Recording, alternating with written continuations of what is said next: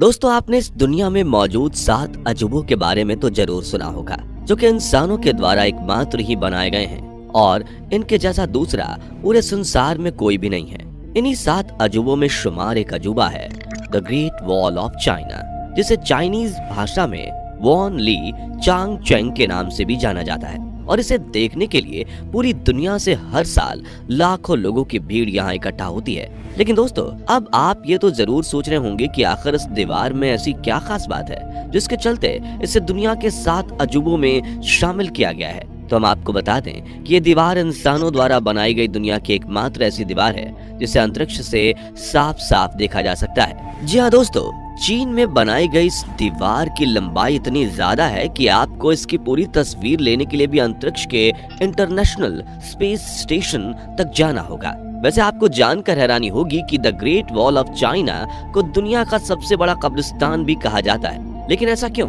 आखिर इस विशाल दीवार के पीछे की असल सच्चाई क्या है और इसे बनवाया क्यों गया था? अगर आप भी जानना चाहते हैं the great wall of China का काला इतिहास, तो बने रहे हमारे साथ वीडियो के अंत तक। दोस्तों, the great wall of China इंसानों द्वारा बनाया गया एक ऐसा स्ट्रक्चर है जिसका इतिहास 2200 सालों से भी ज्यादा पुराना बताया गया है। इसके साथ साथ ये दीवार चीन की राजधानी बीजिंग से लेकर जियायुगेन तक फैली हुई है। The great wall of China को मिट्टी, लकड़ी, धातु, पत्थरों और चावल के आटे जैसी चीजों से बनाया गया है और इसकी बनावट एक किले के जैसी है।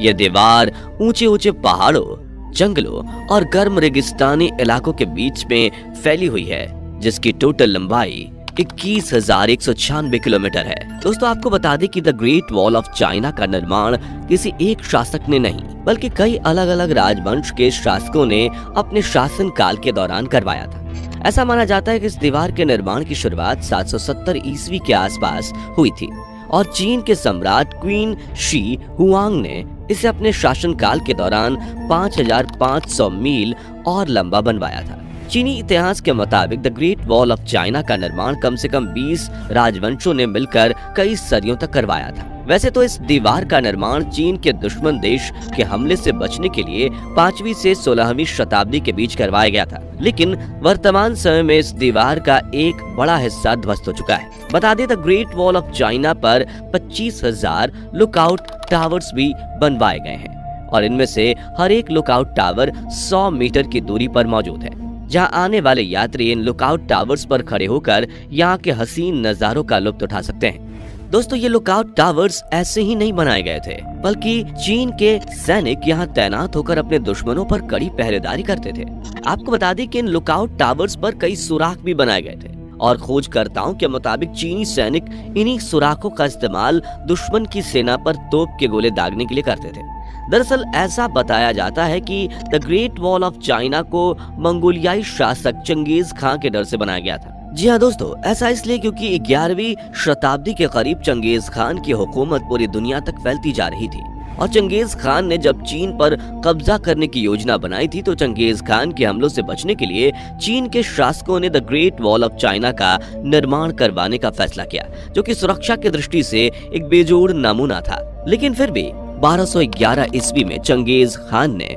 इस दीवार को तोड़कर चीन पर हमला कर दिया था। दोस्तों, आपको जानकर हैरानी होगी कि the great wall of China में कई ऐसे खुफिया दरवाजे बने हुए हैं जिनका इस्तेमाल करके दीवार के ऊपर चढ़े बिना ही एक ओर से दूसरी ओर जाया जा सकता है। ये दरवाजे दीवार के निचले हिस्सों पर पहाड़ों और घने जंगलों के बीच बने हुए हैं, जिन्हें आसानी से तो नहीं देखा जा सकता है। लेकिन कई पुरातत्व विभागों ने ऐसा बताया है कि the great wall of China में ये दरवाजे इसलिए बनाए गए थे जिससे कि चीनी सैनिक इन दरवाजों के जरिए अपने राज्य से मंगोलों के राज्य पर आसानी से हमला कर सकें, और जब उन चीनी सैनिकों का मकसद पूरा हो जाता था तो वो इन्हीं दरवाजों का इस्तेमाल करके वापस चीन लौट आते थे और वापस आने के बाद सभी सैनिक इन दरवाजों को बड़ी बड़ी चट्टानों से बंद कर देते थे। इसके अलावा दोस्तों, the great wall of China में दरवाजों के अलावा कई सुरंगें भी मौजूद हैं और पुरातत्व विभाग के मुताबिक ये सुरंगें इसलिए बनवाई गई थी जिससे कि अगर मंगोलियाई सैनिक चीन पर हमला करने के लिए इस दीवार पर चढ़ने की कोशिश करें तो ऐसे में चीनी सैनिक सुरंग की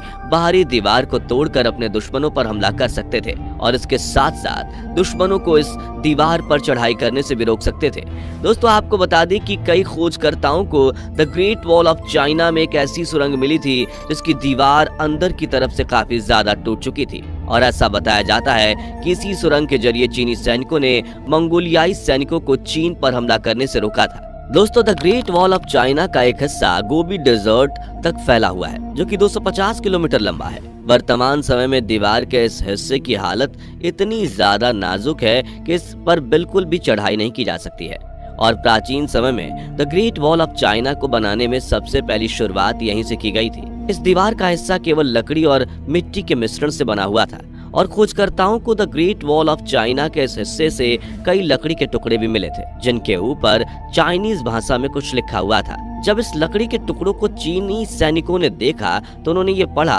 कि अगर चीन पर कोई बाहरी दुश्मन हमला करता है तो दीवार के पास बने हुए लुक आउट टावर पर दिन के समय एक झंडा फहरा दिया जाए और अगर दुश्मन कभी रात के अंधेरे में हमला करें तो इस स्थिति में लुक आउट टावर पर आग लगा दी जाए। दोस्तों, आपको बता दें कि 6वीं शताब्दी के करीब चीन को मंगोलियाई शासकों के अलावा हुन साम्राज्य से भी बहुत ज्यादा खतरा हुआ करता था। हुन्स के सैनिक मंगोलियाई सैनिकों से भी ज्यादा खतरनाक हुआ करते थे, जो कि हत्या, बलात्कार और लूटपाट जैसी घटनाओं को अंजाम देने में बेहद माहिर थे। इसलिए उस समय के चीनी शासकों ने अपनी सुरक्षा के लिए the great wall of China का निर्माण करवाया था। इसके अलावा दोस्तों, the great wall of China का यह हिस्सा उस समय के सिल्क कपड़े का व्यापार करने वाले यानी कि सिल्क कपड़े के व्यापारियों की सुरक्षा को ध्यान में रखते हुए भी बनवाया गया था, क्योंकि उस समय पर सिल्क कपड़े की मांग काफी ज्यादा हुआ करती थी। ऐसा बताया जाता है कि उस समय के व्यापारी जब सिल्क का कपड़ा लेकर एक जगह से दूसरी जगह व्यापार करने के लिए निकलते थे